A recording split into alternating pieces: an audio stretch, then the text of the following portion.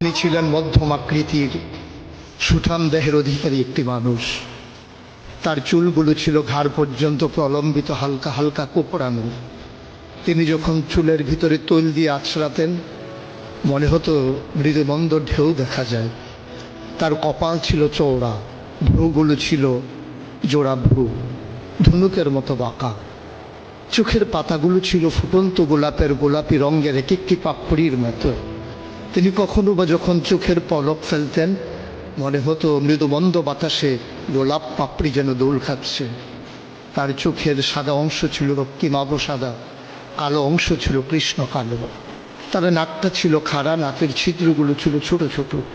নাকের নিচে ছিল সরু চিকন গোঁফ, গোঁফের নিচেই সেই গোলাপি রঙের ঠোঁট। তার ঠোঁটগুলো যখন কখনো বা মুচকে হাসত, গোটা পৃথিবীর মানুষ অবাক বিস্ময়ে দেখত গোটা পৃথিবীতে যেন বিজলি চমকিয়েছে। তিনি কখনো বা যখন এই রাস্তা দিয়ে হেঁটে যেতেন, 1 মাস পরেও কখনো যখন সাহাবা হাঁটতেন, তার গায়ের জান্নাতি গন্ধ